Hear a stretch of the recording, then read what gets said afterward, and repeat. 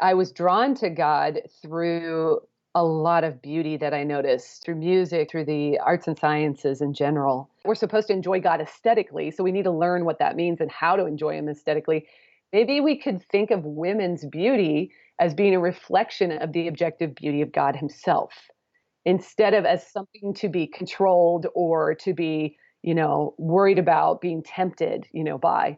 Maybe we should start to think of it as reflecting God Himself. And so that was the problem of beauty.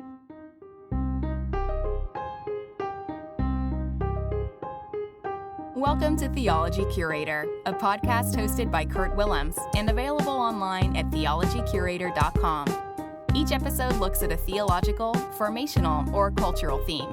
We might dig into the life and letters of a radical Jewish teacher named Paul, converse about a pressing contemporary issue, reflect on the nature of following Jesus today, or even attempt to remedy doom and gloom preaching with a good old-fashioned dose of hope.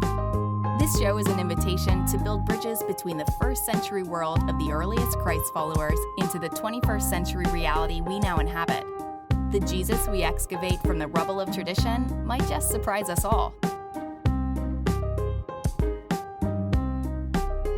Welcome to Theology Curator. If this is your first time ever on the show, let me just say hello. My name is Kurt Willems. I'm excited to be with you this day, and hopefully you are commuting or doing something that this podcast can add life to, can add energy to.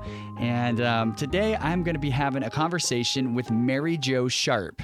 Mary Jo Sharp is someone that I just really enjoyed talking with. She has a brand new book coming out today on the release of this podcast, at least, which is November the 5th, 2019. Her brand new book is called Why I Still Believe, a former atheist reckoning with the bad reputation Christians give a good God.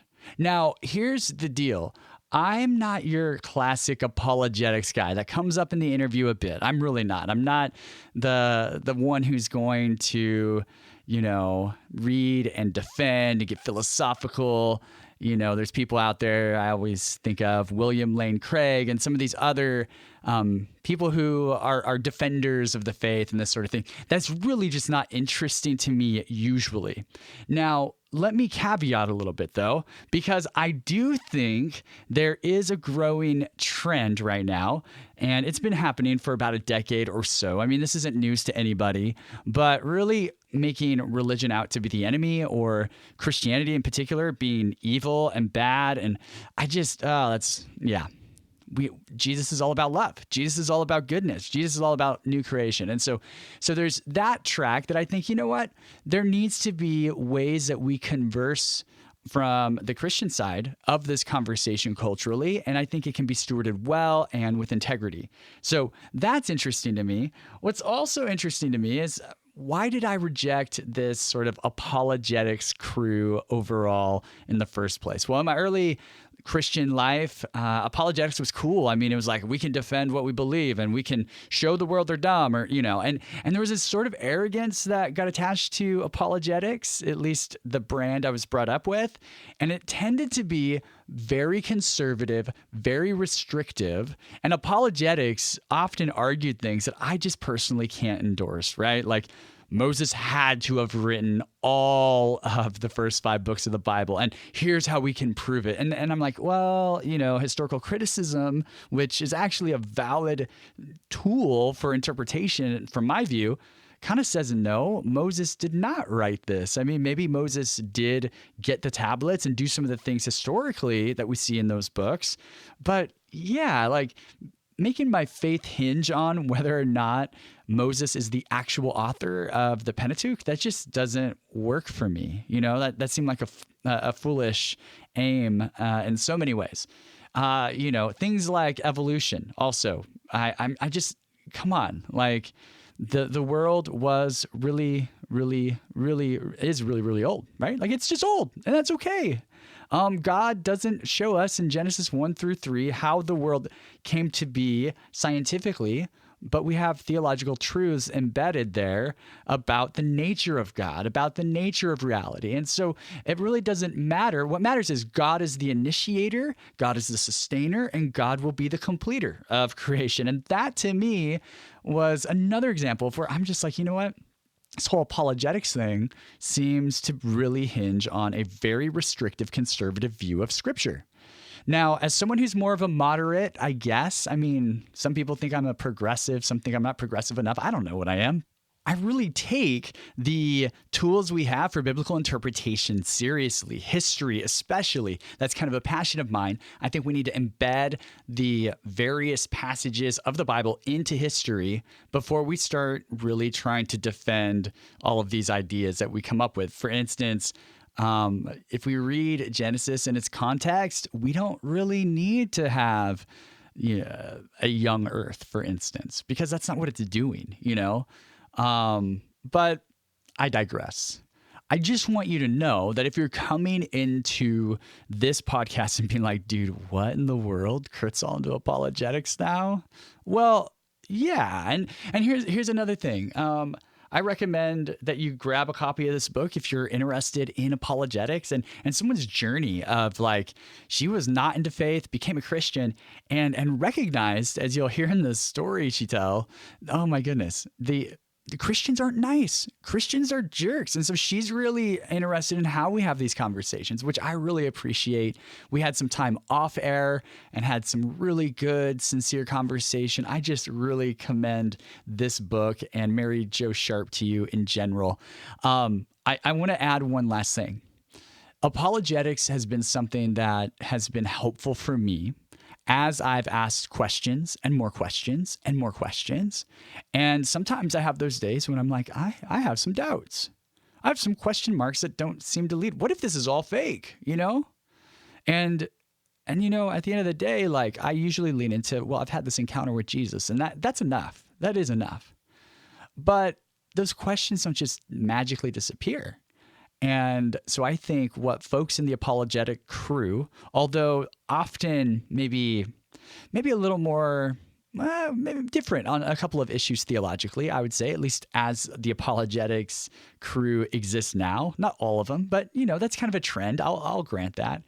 But what they've done is said, hey, like, you're not bonkers for believing in the resurrection. Like, you're not bonkers. Like, I think that's really important.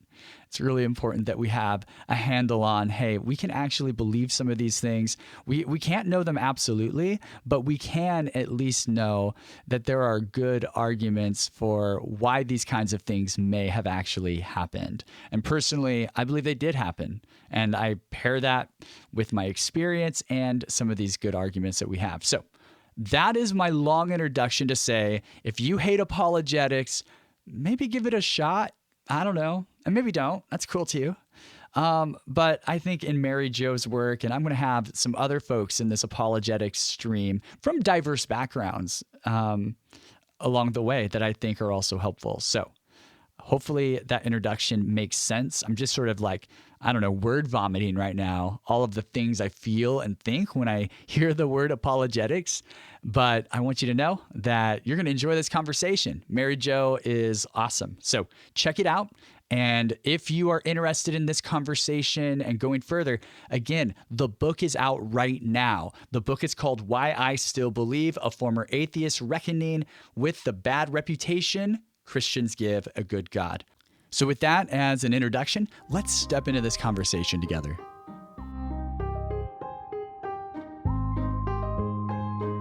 I want to welcome you back to the podcast. Today, we have Mary Jo Sharp with us, and she has written a brand new book. It's coming out November the 5th, if I remember correctly, called Why I Still Believe, a Former Atheist Reckoning with the Bad Reputation Christians Give a Good God. Mary Jo, honestly a pleasure. Glad to have you with us. Hey, Kurt. Thanks for having me on. Yeah, absolutely. And I heard about this book. I have relationships with publishers and these sorts of things. And Zondervan reached out and asked if I'd be interested in engaging with this content. And it really struck me. I'm in a season of my life where apologetics, I haven't been a big apologetics guy, to be honest with you. I have historical background stuff. I study Paul in first century context. I have 2 master's degrees, so I love studying. But when it came to apologetics itself, I had a bad taste in my mouth, I think, from my early 20s, and my faith has been more experiential. Not that I don't rely on things like, hey, there's reasonable ways that we think about, like the resurrection of Jesus being an actual event. And, I certainly think those things are valuable. But, as I've gotten now into my mid-30s, I've you go through those seasons where you start saying, do I really, really believe this? Do I really, really believe this stuff? And so, in fact, I'm going to be interviewing him in the near future. Justin Briley has a book on apologetics and his journey, and listened to that a couple of months ago. And then right after that came your book into my email box. And so I'm just really thrilled to have a conversation like this with you. I'm maybe more unlikely to do the apologetics thing in general, but I'm in a season where I'm noticing, hey, some of this has value for my life right now. And pastorally, of course, it has value. And so I would love to hear about how you stepped into apologetics. And of course, the book already told us that you used to be an atheist. And so that probably was a big part of your journey, I would assume, in some ways, to Christianity. And so, can you give us a bit of backstory and what led you to this point where apologetics has become so central to your ministry? Yeah. Oh, that's a long story. Hey, bring it. Try to condense it. Yeah. So the backstory on the atheist part. See, I was raised in the Pacific Northwest. I'm from Portland, Oregon, and so I was raised in a family that had stopped going to church when I was too young to remember. So I was not raised with church in my life, nor in a culture that was culturally Christian. So Oregon's been very post-Christian for some time. I actually did some research on that, and I found an article dating back to the 50s on the non-religious participation of Oregon. Wow. Yeah. Yeah. So it's been known for quite some time. Yeah. And very different from where I used to live, which was, so I grew up in Portland, but I moved to the South. And that is a very big contrast, by the way, to my upbringing. Yeah. So I've been in both places, and I kind of feel what you're talking about. They almost feel like different countries in some ways. Just culturally, at least, there's just so much contrast. So I understand that. Yeah. Yeah. So, people have a hard time believing that because my name's Mary Jo, and they think I was born and raised in the South. And I don't know. My mom gave me a Southern name, and I'm not from that area. Yeah. Yeah. But so, okay, my environment in which I grew up was, an environment where I wasn't exposed to Christianity a lot. And in fact, my exposure to Christianity came mostly from what I saw on TV and the movies. So it's pretty shallow, what I got. And what I did grow up with, though, was I had a family who just loved the outdoors. My dad loved science. He loved science and nature shows. He was a Carl Sagan fan. My family loved the arts. So my background was rich in music, in drama. And I think what I saw over the years was the beauty of God's creation, which I wouldn't have known was God's creation back then, but just this beauty that surrounded me. And I think this profoundly impacted me, not just beauty in nature, but like beauty through what humans could do in the arts and sciences. Yeah, wow. And I really think that was drawing me to questions like, what is this all for? Because I remember my older teenage years having this thought of what, does my life matter? Am I live and die and I'm on this planet in a far off corner of the universe and it doesn't really matter what I do. Ultimately, it doesn't matter what I think or feel. And so I had these kind of questions as I got older, and that's coming out of my background. So at that point, I have a high school band director who I greatly respect. I actually have an undergrad in music, and I went on and taught music for a while in the public schools. Oh, wow. Great. Yeah. So he had never shared his faith with anybody, and he's real burdened for me. So he gives me a Bible my senior year of high school and says, when you go off to college, you're going to have hard questions. I hope you'll turn to this. And I start reading that Bible, and I come around to the point where I'm pretty sure that there's a God. And Wow. I'm sort of worried because I have this background of watching these shows about these stars that are so powerful and they're way more powerful than our sun. And I'm thinking, oh my goodness, if there's a being that created this and I'm accountable to him, I'm very concerned. Yeah. That's definitely a, when you think of things bigger than the sun and then you think, oh, God made that. Oh, okay. Yeah. That's a big deal. Yeah. I get that. Yeah. And the power that's involved with those things. So, yeah, absolutely. I go off to college and I'm sort of the anti-statistic. I go looking for churches, like somebody to help explain what it is I've been reading. And eventually I find a church in which I hear this clear presentation of the gospel. It starts to make sense to me. And I trust Jesus as my savior. But you asked about how I got into apologetics. Yeah. Well, hey, that's step one. So it sounds like your conversion experience was very journey oriented and experiential, it sounds like, in some ways, before the apologetic became sort of a next step, maybe, or flesh that out a little bit. Yeah, I would say that's right. I was a high school teenager, I was a young college student. So I was on a journey to find out, how I knew I mattered and what this world was all about. But I wasn't doing in-depth study on that.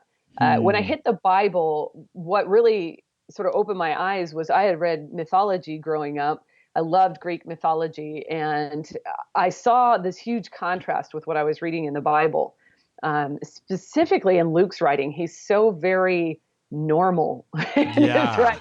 It's just like he's reporting things, and he's definitely setting things down in a certain time and place in history, like he does at the beginning of Luke 3. In chapter 3, he's just very, in this time, in the 13th year of the reign of Tiberius Caesar, and he goes on and just names all these people and places and governing offices. And it just really struck me that he's just reporting fact. And that was one of the things that did impress me, the contrast that I saw with the Bible versus what I read growing up.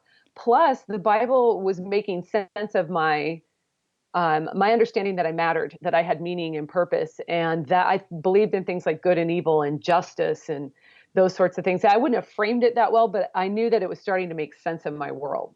Yeah. Wow. Yeah, that's fascinating. So those kind of contrasts. Yeah, and the difference between the mythology and the kind of historical posture of a gospel, that's powerful. And so as you journey forward, where does your journey take you from there, I guess, is maybe the question.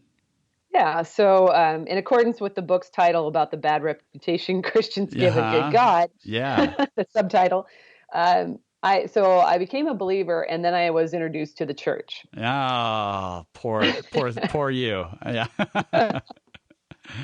And so here I was, the seeker who had been drawn to God through all this beauty, goodness, and the truth, things that were making sense to my human experience.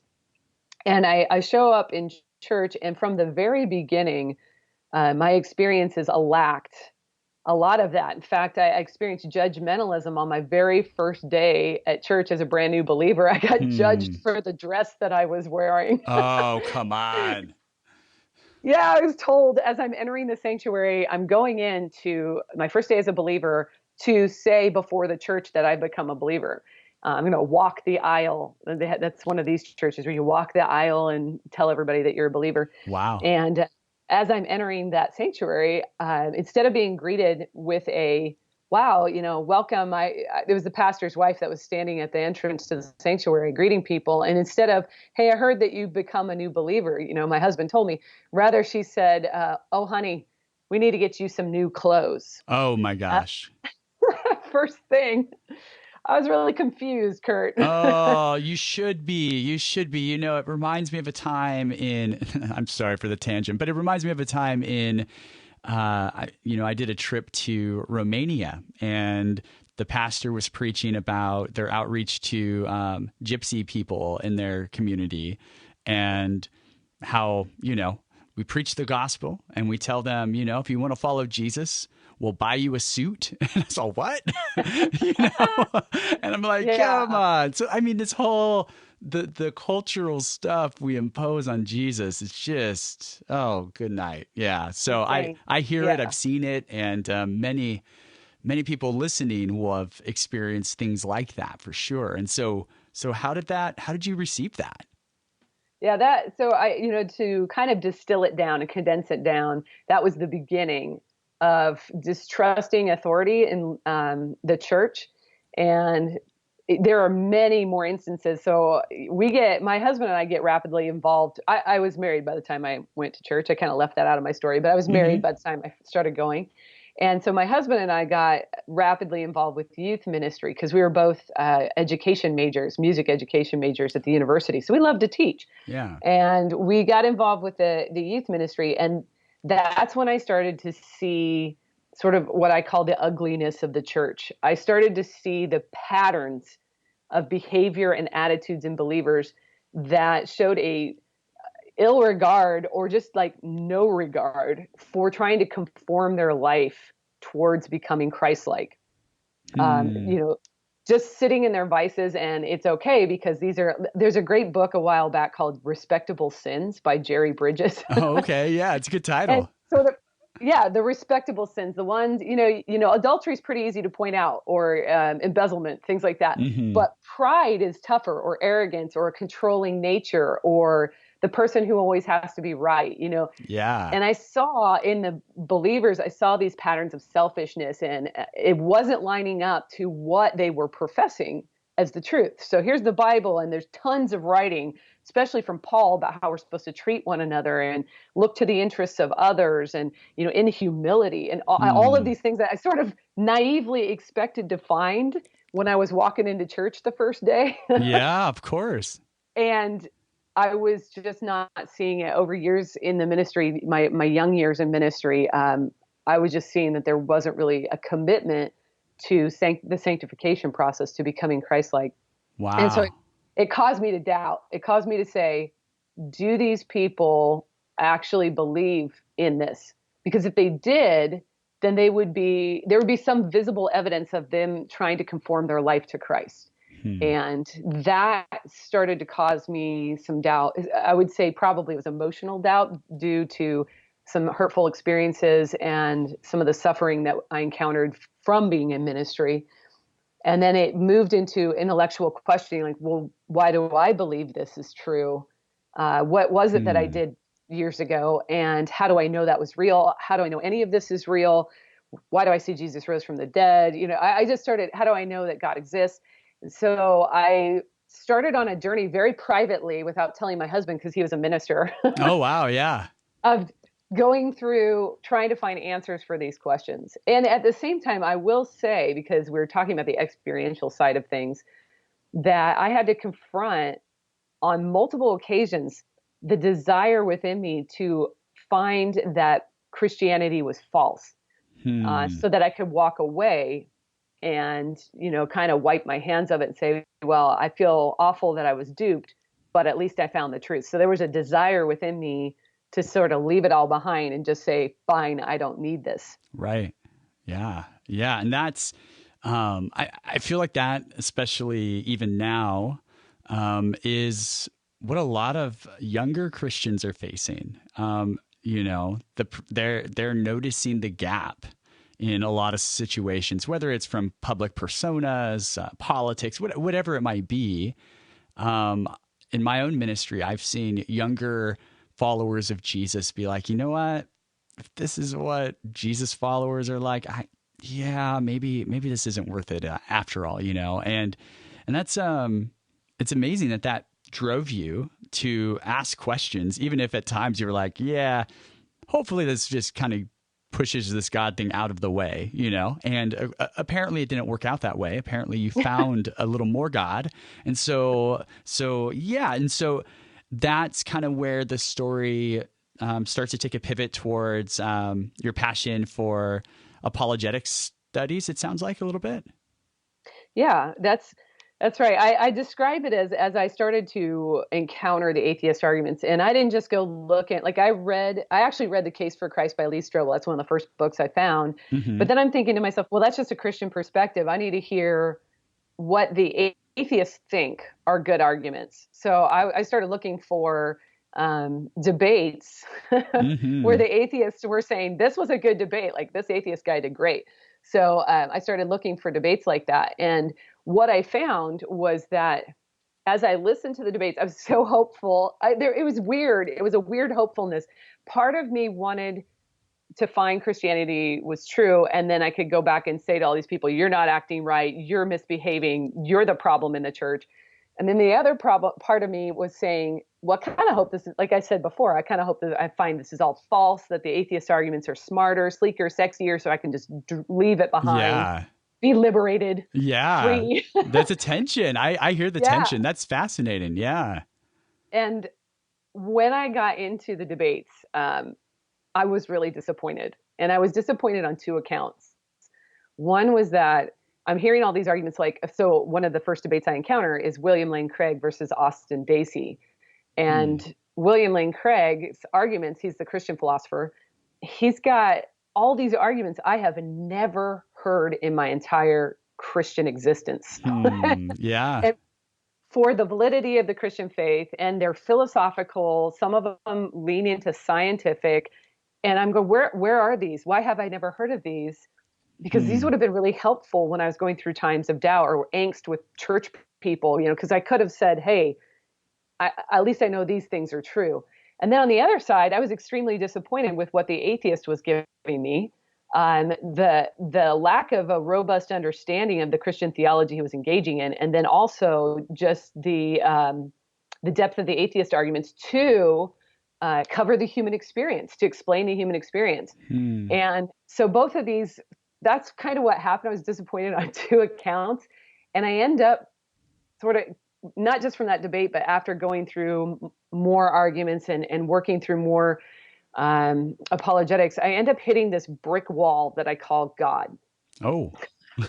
I can't get past God. Like, I can't get past his existence.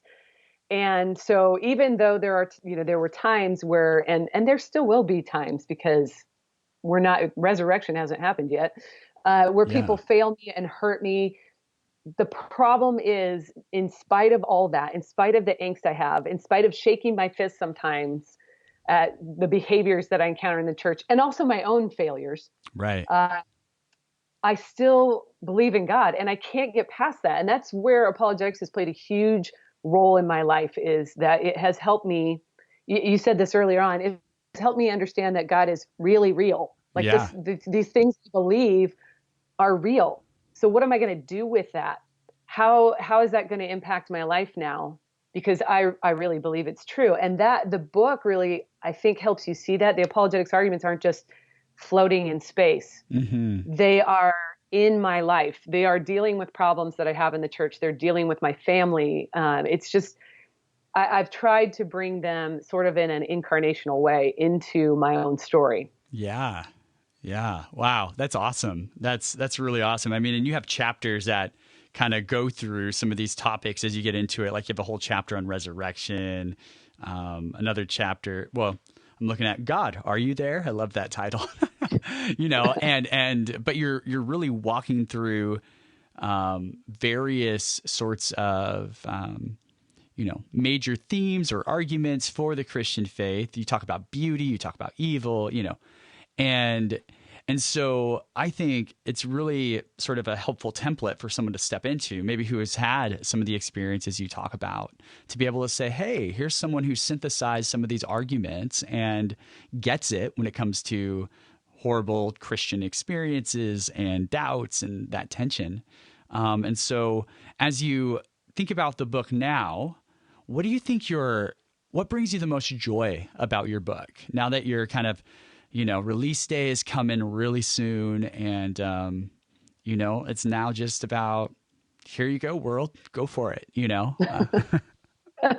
That brings me a lot of joy. Yeah, I bet. because it was tough to write this book. It was very tough. Hmm. I like to, as an apologist, I kind of want to keep the arguments at arm's length. Like, look at the arguments, don't look at me. Yeah. And so going back through the painful experiences that my husband and I have had in church it wasn't something that was real joyful. Right. Right.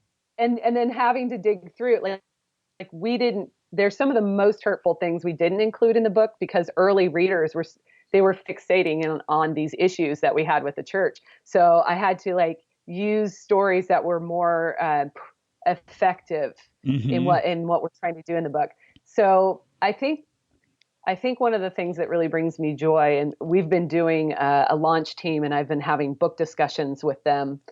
The joy that I get is seeing how they relate to the story. I didn't know if anybody would get anything out of hearing my story. I kind of, as a professor, I'm like, well, the arguments should do the work, the heavy lifting, but the human experience just cries out for these stories. That people want to know that they're not alone and that other people have had the same problems they have. Yeah. And so hearing people say, I really liked that you opened up and you showed me the struggle that you had with these arguments. How with the problem of evil, I don't just say, well, here's the answer, da, da, da. I say things like, it causes me pain too. So when an atheist says, look at all the suffering in the world, I'm like, yeah, I'm with you. Yeah. I'm with you on that. There's a lot of pain and suffering in the world. And so what do we do? How do we explain this? What do we do about it? But not just that, how do we live our daily lives knowing that? Mm-hmm.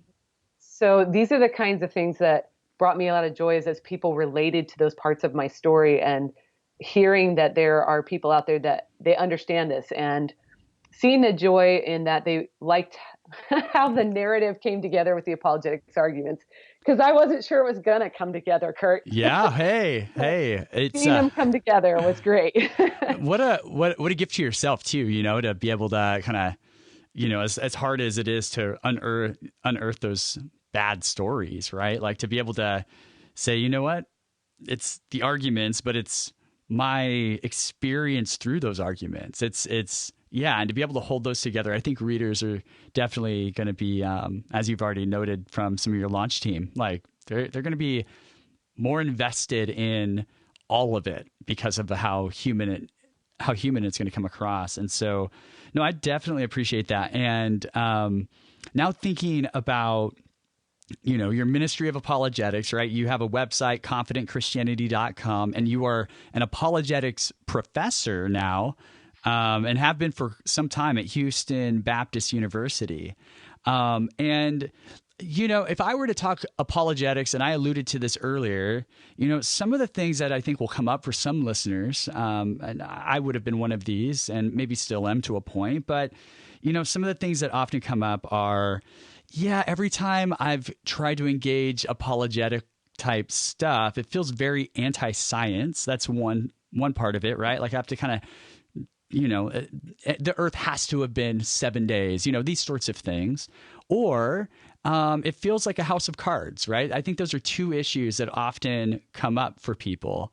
And I'd love to hear just sort of some of your thoughts on those reservations that some of us Christians have had because of the type of maybe apologetics we've been exposed to early on, and kind of how to carve a path forward in a lot of ways. Yeah, those are good questions and good observations. The apologetic stuff that feels anti-science, this could be due to some of the past public presentations of Christianity, against the Darwinianism of the late 1800s and early 1900s. So it could be some of the things that people, what's brought to mind is what's in the public media, and you're not seeing the arguments maybe that are a little bit harder to access, like some of the philosophical, like the philosophy of science that was going on at the same time that was, engaging with these modern scientific ideas. Plus, people don't know things like we can trace back to Christians such as Francis Bacon, the origins of the empirical method that everybody lauds as the Enlightenment. When you're talking about philosopher David Hume, he's saying that, the empirical method, so empirical verification is through observations, through your senses. That's the only way we can know things. Yeah. Well, that presents a lot of philosophical problems. Like you can't even know that that's true, for one, because there's no way to observe that statement through any of your senses. And that's not a trick. That's just a huge philosophical problem with that statement. And then you can't know that you exist. I mean, you get Rene Descartes looking at that. You can't know that your own thoughts are real. There's all sorts of problems through what's being presented.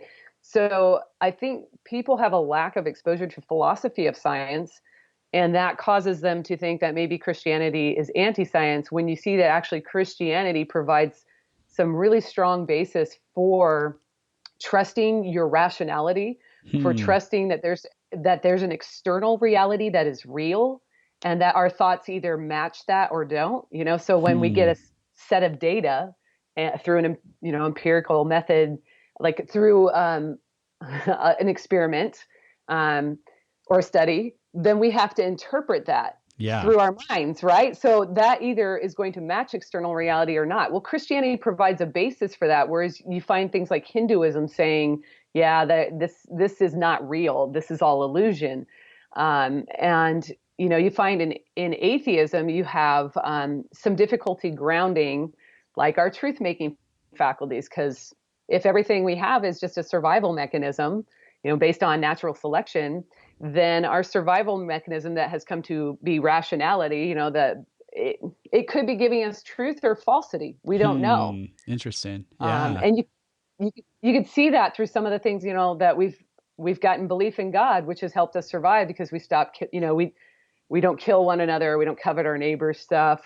Not everybody would agree. Some people would say religion has caused wars, but you could say belief in God was fit for survival. Well, then if you're atheist, you think that's false. So there's something that came through, an evolutionary perspective on origins of human life that we've gotten false information because it was fit for survival. So Christianity is not actually anti-science. In fact, in a time when there were a lot of pagan beliefs that there were spirits that lived in trees and that, the gods of thunder and things like that, Christianity came in. And as Francis Bacon said, God made everything. And so everything is worthy of our investigation, because as we investigate everything, we get to know the one who made it. Yeah. So this is like foundational doctrine for like philosophy of science. And so that's one. And the house of cards, everything sort of easily falls apart once you start picking away on it. Well, that's exactly what I was doing. I was deconstructing my faith and pulling it apart card by card and looking at each argument. And what happened for me was that it didn't end up in the house falling down. It actually ended up in building the house up, and not being of cards, but being of solid material. Yeah. Wow. That's why I say I hit a brick wall. Like, I started hitting that concrete foundation, which was God, and then the arguments were building on that. Yeah. And so I couldn't get away from belief in God. Yeah. Wow. Yeah. No, that's awesome. And in fact, I going through the book, you highlighted Greg Boyd's kind of book on benefit of the doubt on some of this stuff, if I remember right. And anyway, Greg's a friend of mine. And so I was like, oh, I love how I know you kind of say, hey, we might be different in some areas, but let's look at the help he offers here. And I just really appreciated that, by the way, as a side note, just as a posture of conversation, just being willing to say, we're different, but this is really helpful. And we should pay attention to Christians that are different than us, and you kind of really look at that. And that's another thing that in apologetics land, and maybe that's not fair anymore, but in the past that's been felt true, I guess. If there's not room there's a particular kind of Christian that cares about apologetics or something weird like that, which I don't think is actually true. Yeah. So yeah, I appreciated some of your thoughts there as well, when it came to the house of cards and how do we deal with doubt and this sort of thing. And one of the things that you definitely bring up is the problem of evil. You've already alluded to it. And actually you have a chapter called The Problem of Beauty. And I'm wondering if you might be willing to just kind of walk us through just sort of highlights of your understanding of the importance of both of those things. Yeah, definitely. So we'll start with the problem of beauty, which is in chapter 9, in which the problem for me is that I was drawn to God through a lot of beauty that I noticed in the world. I was drawn to it through music and through, like I said, through the arts and sciences in general.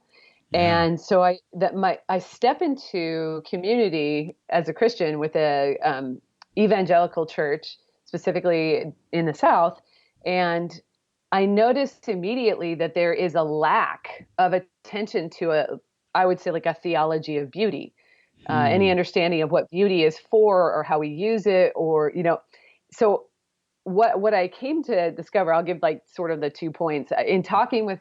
There's two professors that I mentioned that I've encountered through my apologetics journey.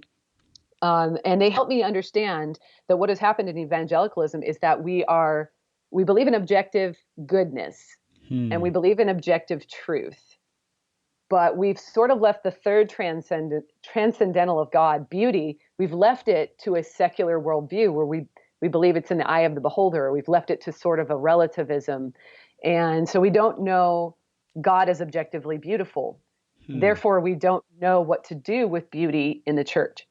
And I fleshed that out in a couple of different ways. And in one way was the way in which women were viewed in the church. Very beautiful women in the church I experienced were looked at with, I know the word I'm looking for, but it's not there, with suspicion. There it is. Yeah, for sure.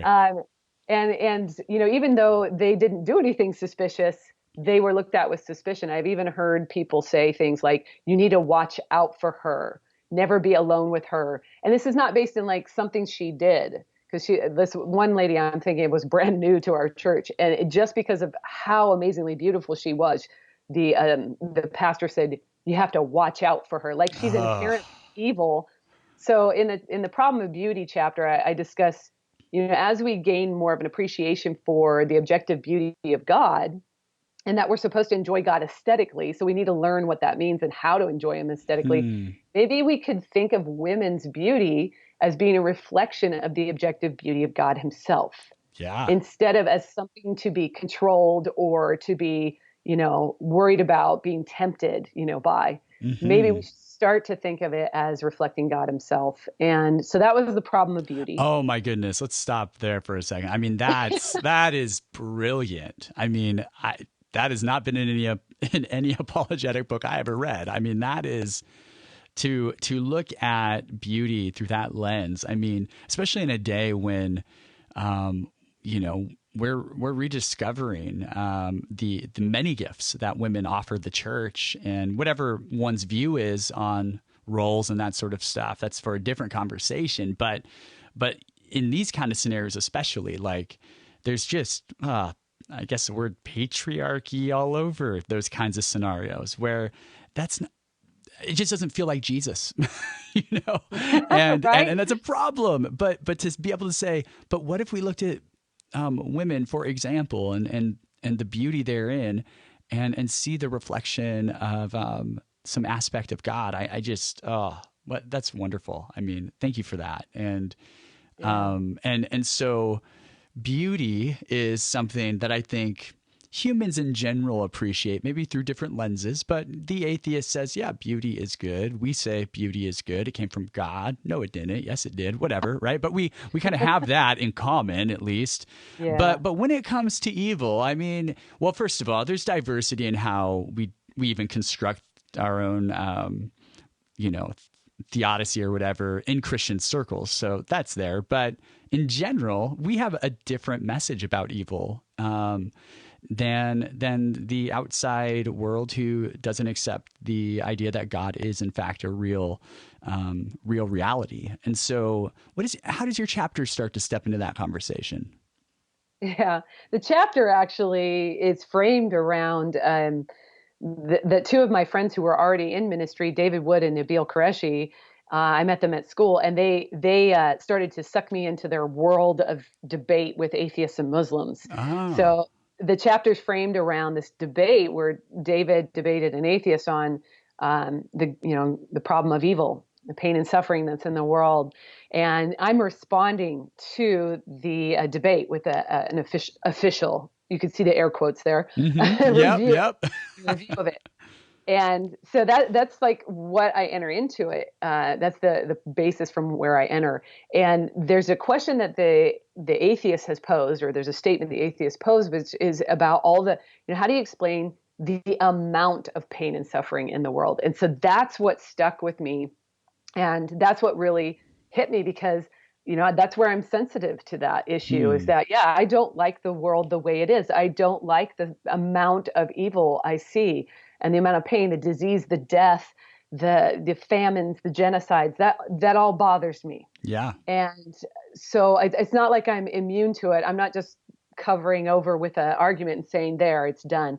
So that really affects me in that chapter, and I try to struggle with it. But what I do is I look at, okay, let's look at his statement in light of just the two worldviews, the Christian worldview and then the atheist worldview.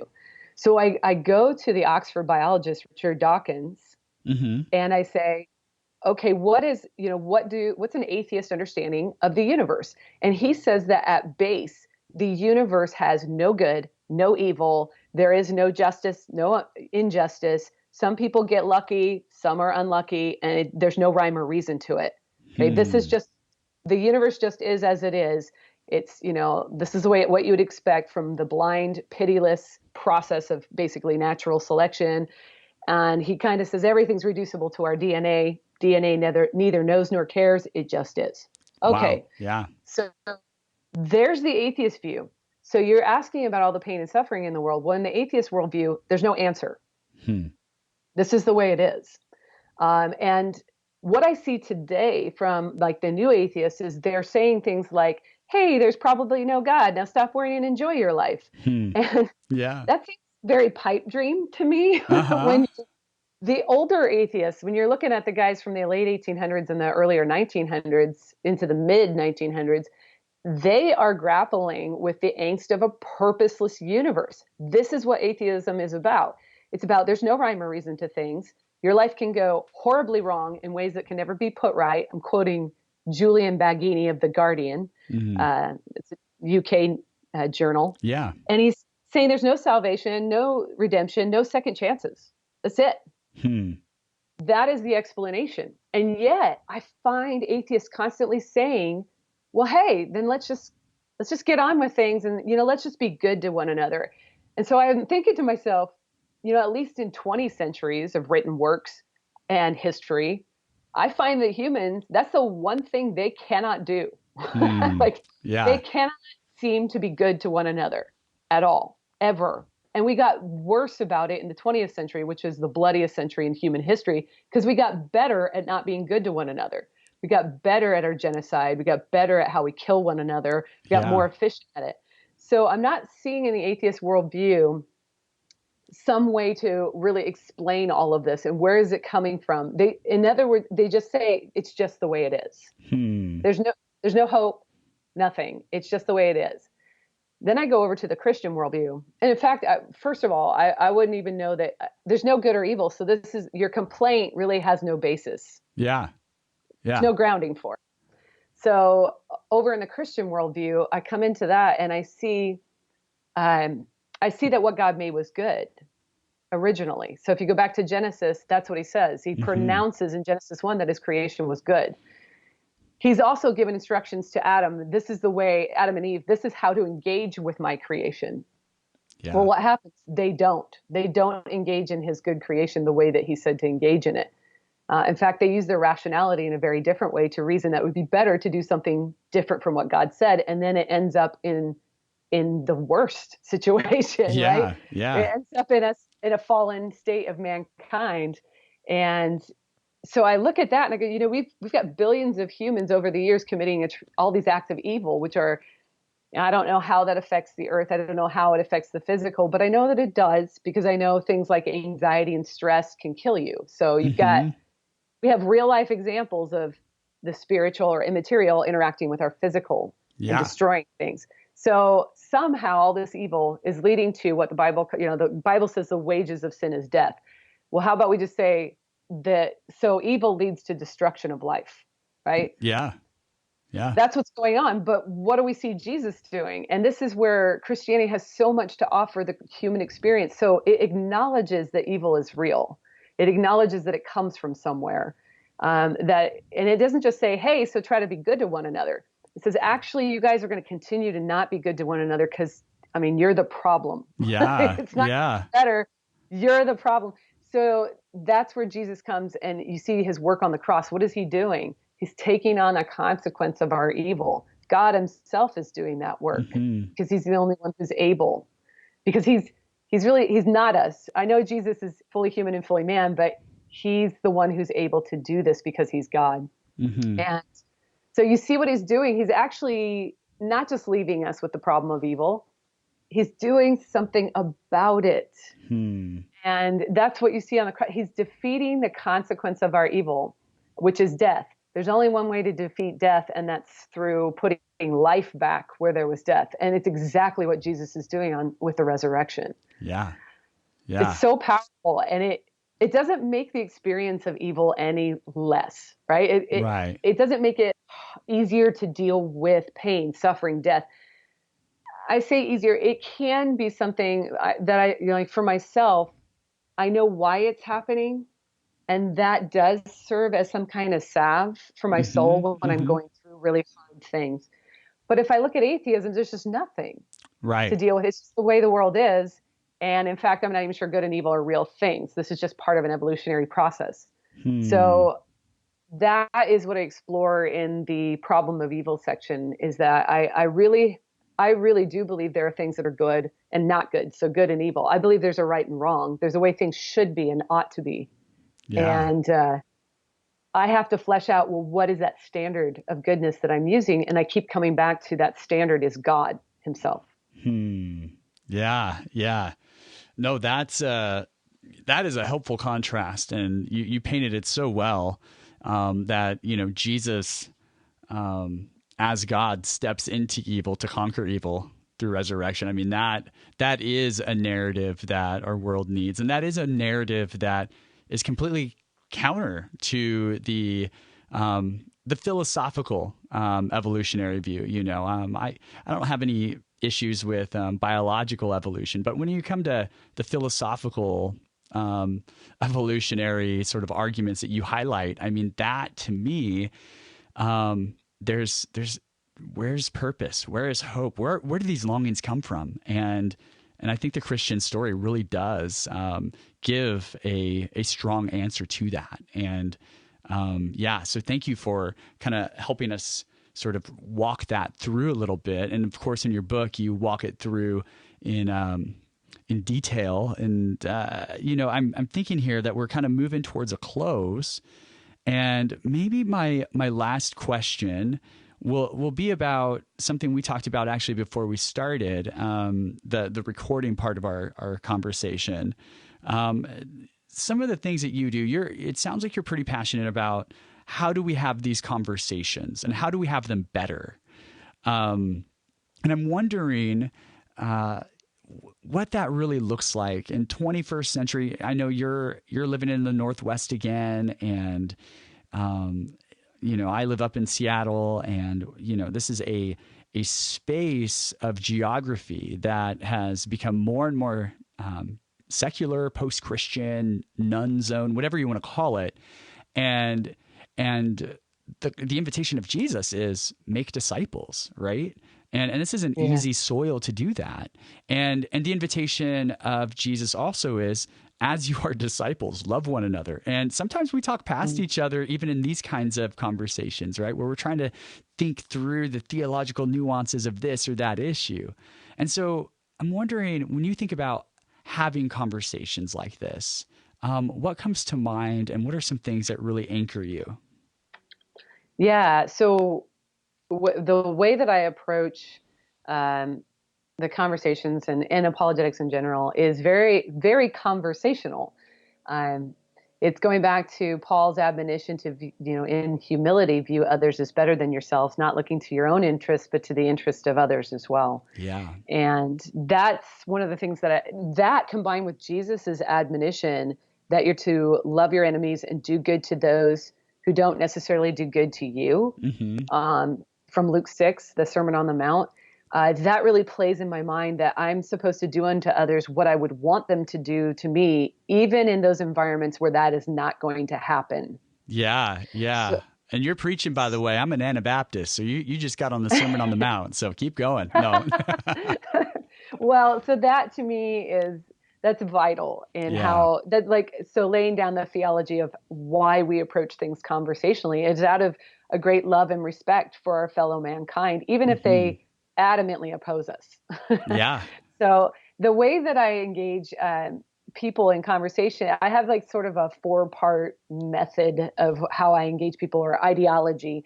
And that is, first of all, to know what you believe, because people don't, I'm not going to talk about stuff that I don't know Right. anything about. So I have to know my own faith first and at least the basics. Now, I'm not saying know everything there is to know, because that is never going to happen for human Hmm. beings. Hmm. So you can free yourself of that, but just basically know your essential Christian doctrines. What does it mean to be Christian, so that you can discern what the difference between that and like Buddhism Yeah. or something else, Islam or Judaism. So know your basic stuff. I usually throw in know a little church history too, because that always comes up in conversation. So Yep. you, Yeah, you need to go especially back. after, yeah, after I know I'm Constantine. talking to the man that's like, yes. Yep.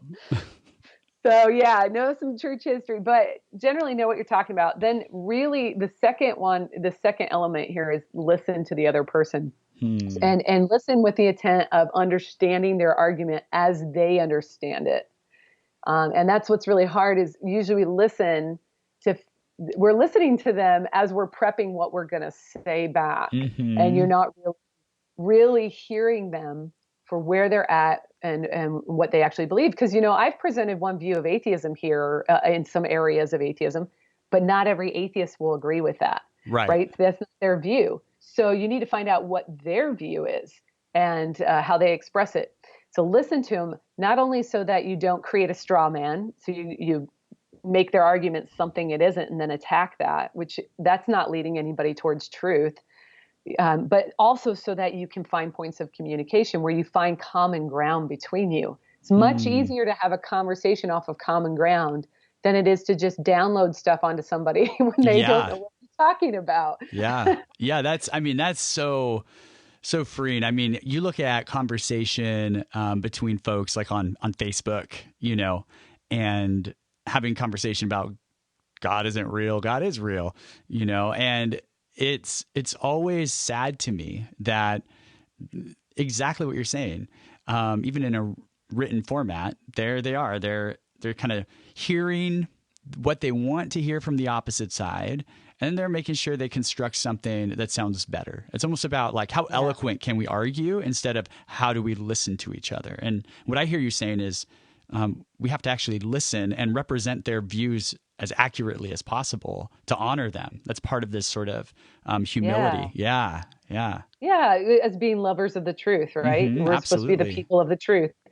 And then the third element would be to question. And I really think Christians don't ask people enough questions. They always think they have to tell people Hmm. what to think, and you don't. You should be asking them questions because. So as an educator, this is really important to me. There's something called student-owned learning, Hmm. and I can lecture at people, and they may get something or they may not. But if they discover something for themselves, this is called student-owned learning, then it's their knowledge. They Hmm. learned it. They'll have it.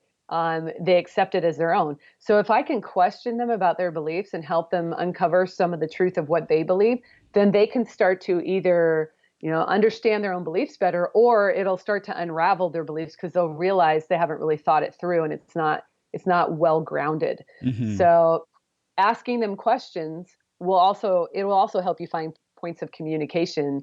But so I ask questions like, well, what do you mean by that? How do you know that? So like, where are you getting that from? And then why do you believe that? So why are you committed to this? Hmm. And those kinds of questions, I'll modify them according to what conversation I'm having. But just what do you mean by that? Avoids assumptions. How do you know that? Helps you get sourcing for it so that we're not just Yeah. slinging around internet sound bites, Yeah. because those are, yeah, awful. And Hmm. then why have you committed to it? Helps you get their backstory because everybody's got one. So it helps you understand why they've gotten to the point that they have. And then the final element is just be willing to respond. And that goes back to Peter's admonition in 1 Peter 3:15 to that always be ready to give a defense of the reason of the hope that you have to anyone who asks of you. So you're to be ready to respond and just to free people up. Sometimes you won't know things. So it's okay to say you don't know the answer to something. Totally fine. You're human and you're not going to have all the answers. And then just remember, as you're responding to people, a lot of times people say, oh, I feel like I failed in that conversation. Your perceived failure may not actually be a failure because, number one, you had the conversation, which is a success. And two, the Holy Spirit's the one that saves people. That's not us. Yep. Yeah. Your eloquence isn't the final sort of goal here, right? Like at the end of the day, we're stepping into a conversation, trusting that God is working in and through it. And well, it's fascinating because I don't know of any really good conversion stories that have happened because the person they were in dialogue with were jerks. I mean, I don't know. Maybe they exist and they're anomalies, right? Like, isn't that weird? But yet Christians are so mean. Not always, right? And not always. And that's what I love that you're giving sort of nods to that. Hey, wait a second. We can actually do this with Christ-like integrity, maybe the kind of integrity that early on in your Christian journey wasn't afforded to you. And so, to pull that full circle, just thank you so much. Thank you for sharing your early stories of why you stumbled into Jesus and into apologetics, and for some of the things that you're clearly passionate about. It's just such a gift to our listeners. And I hope this book does very well. And so any last words, anything you'd like to share with our community before we kind of sign off here? Oh, yeah. Just real in short form, I hope that the book helps people see that the hypocrisy and judgmentalism of Christians can never eradicate the truth and transforming grace of Jesus Christ. Amen. No, so that's beautiful. And Mary Jo Sharp has written a book called Why I Still Believe. It goes on sale November 5th. Grab a copy of it. Engage in dialogue with your friends and family. And may the kingdom be ever on the move. And thank you so much, Mary Jo, for your time and for this really, really important conversation. Thanks for having me, Kurt. I really enjoyed being here today. Well, friends, I hope this episode was helpful for you in some way, helped you think, helped you wrestle, helped expand some of your sort of categories, maybe even, for how you think about your own faith in Jesus. And what I'm also hoping is that you are following along with many of the other episodes. We're in the middle of a series called The Bible, and that has been a fun one. We are also within that series, producing written content. And so the way you get to the written version of these podcasts, which is unique and, it's all based on the same stuff, but it's not like I'm not reading a transcript or anything like that. So if you want to check that out and be notified every time, you have to go and be part of our newsletter. And the way you do that is you simply go to theologycurator.com/newsletter. That's theologycurator.com/newsletter.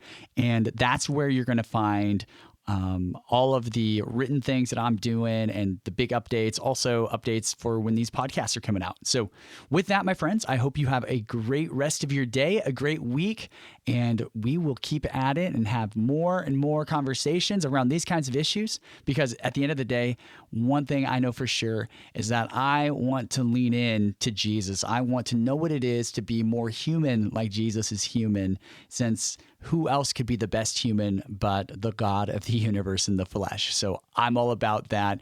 And I also want to be human in the way that we have conversations, that we can humanize the other, and we can say, you know what, these questions we have bring us together, not for division, but for dialogue. Check out the next episode, my friends. It's coming soon. We've got more on the Bible, and we've got more interviews on deck. Thanks for listening to Theology Curator. For more resources from Kurt Willems, check out theologycurator.com/newsletter to sign up for our email update list. For new listeners of the podcast, we hope you will subscribe via iTunes, Google, or your podcast manager of choice. If you like what you hear, please leave the show a review.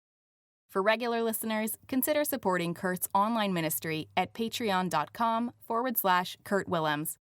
Lastly, please don't let this conversation end when the episode is over. We hope you feel empowered in regular life to explore theology and faith in intelligent and humanizing ways.